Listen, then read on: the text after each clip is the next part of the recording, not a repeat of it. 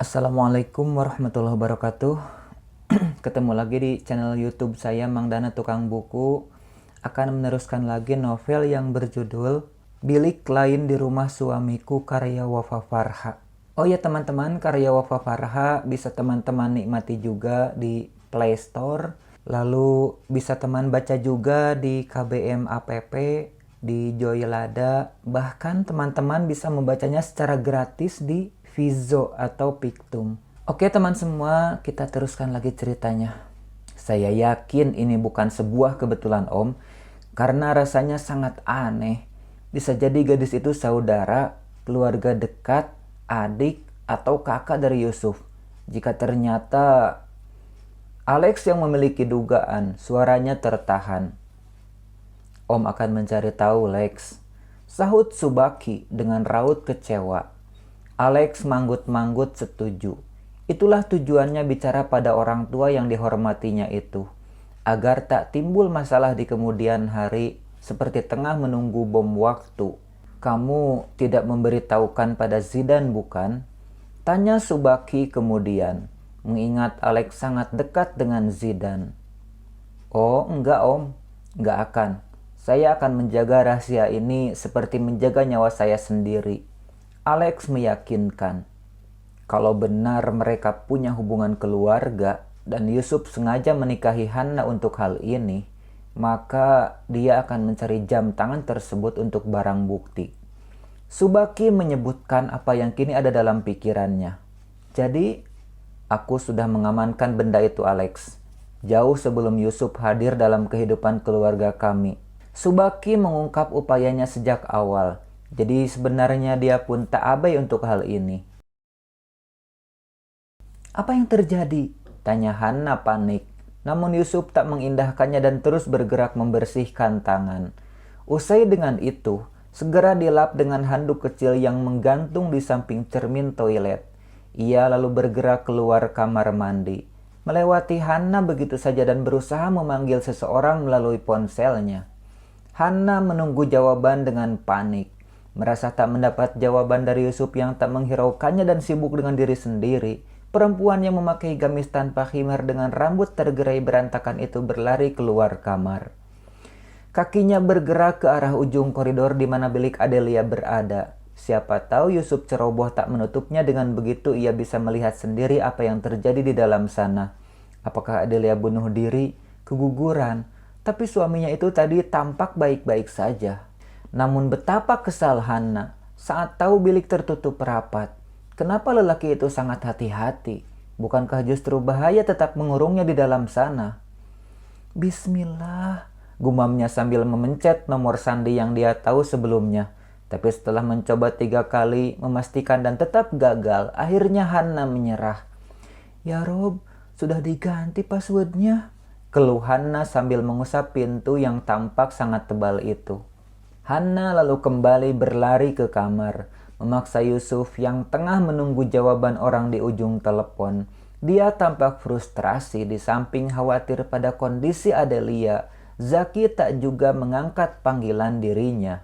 Mas, sudah, berapa sandinya? Adelia bisa mati. Hana bicara mencubit dan menarik kemeja Yusuf dengan tak sabar.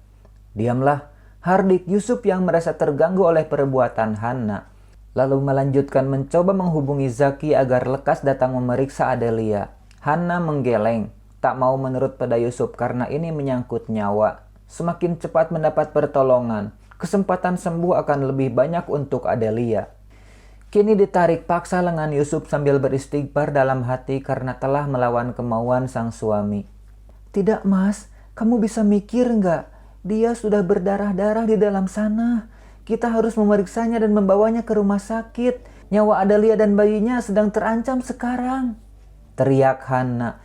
Yusuf yang awalnya kesal dipaksa Hana lalu mulai berpikir kala mendengar kalimat terakhirnya, bahwa nyawa Adelia dan bayi dalam kandungannya terancam.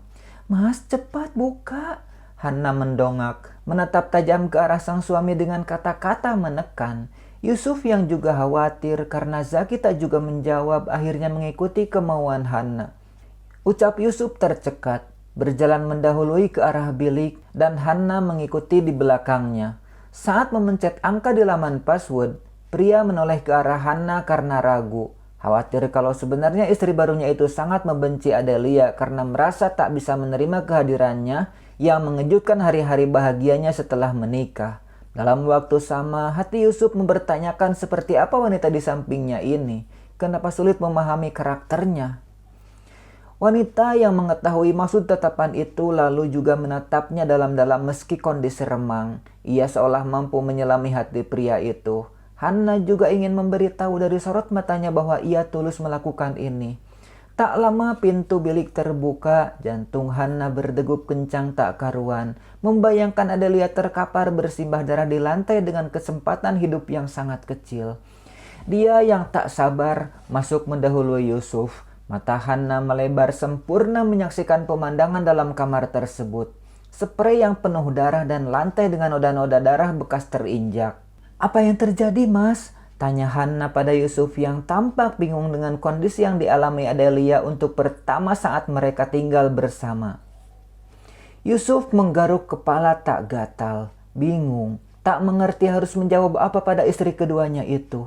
Hannah tak membuang waktu, bergerak mendekat pada Adelia. Di depan sana, Adelia tampak sibuk membersihkan darah yang memenuhi dua kakinya.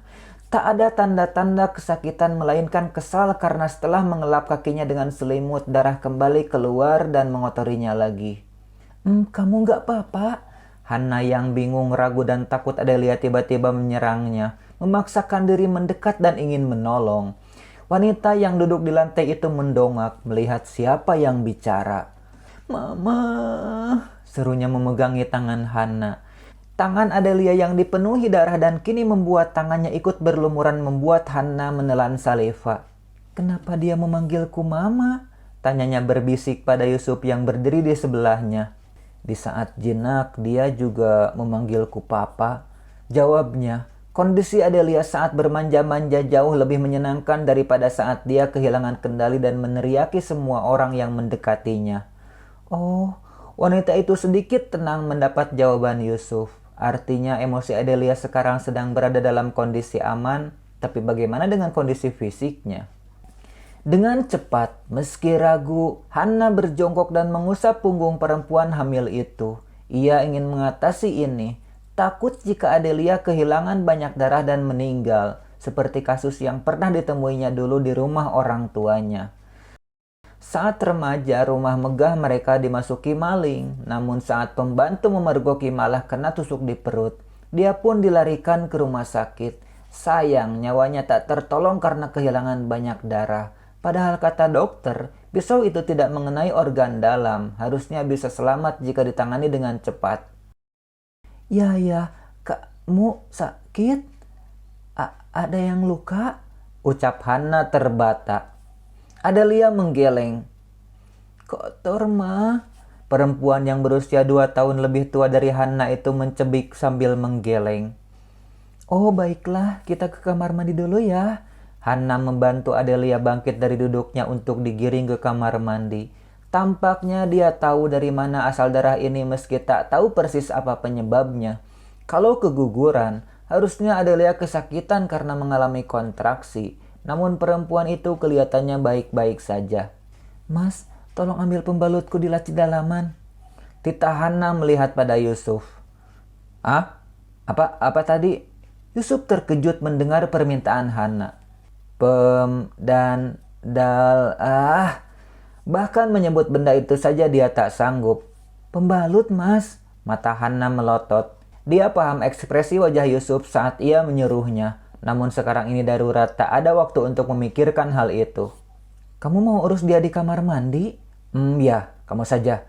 Aku pasti lebih bingung kalau sampai melihat..." Sudahlah. Yusuf berbalik dan mengerjakan apa yang Hannah mau.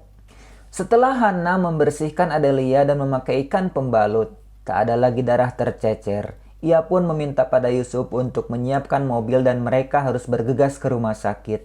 Awalnya Yusuf menolak, tapi saat Hannah menjelaskan bisa saja Adelia sedang keguguran dan mengancam nyawanya, pria itu pun terpaksa menuruti. "Adelia, sabar ya, jangan bergerak, tunggu sampai papa kembali. Ingat, jangan gerak, nanti darahnya keluar lagi. Mama mau beresin ini dulu.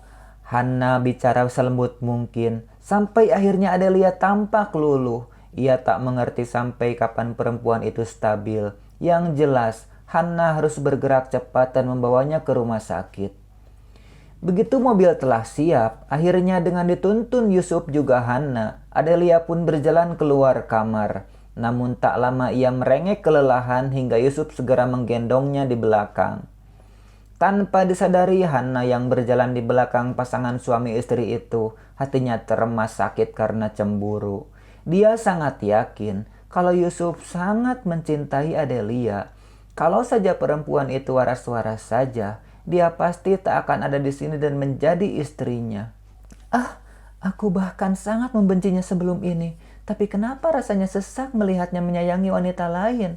Di dalam mobil, Hana duduk di belakang dengan Adelia yang tidur dalam pelukannya. Beberapa kali tatapannya bertemu Yusuf di kaca spion. Dia pasti sangat khawatir padanya, batin Hana. Mereka memilih bisu sepanjang jalan. Tak ingin suara-suara obrolan mengganggu Adelia dan mengubah kondisi mentalnya saat bangun. Hanya ada tatapan demi tatapan yang beradu dan membuat mereka seolah bersahutan saling bicara dalam hati. Sampai di rumah sakit, Yusuf sangat lega disambut oleh Zaki. Sepupunya itu tadi tengah berada di ruang operasi sehingga tak bisa mengangkat panggilan darinya.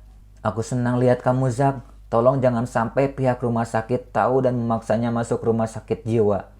Yusuf tampak masih khawatir. Ya, kamu tenang saja, Zaki menyahut. Hana yang berada di dekat mereka bisa mendengar obrolan itu dengan jelas. Dari sini ia tahu bahwa Yusuf sangat takut Adelia masuk rumah sakit jiwa. Pasti karena tak mau pisah dengannya.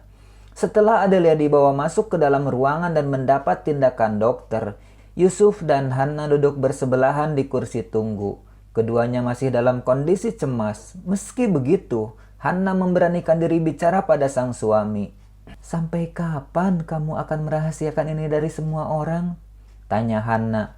Dia perlu dirawat. Kamu tahu apa? Diamlah dan jangan berkomentar.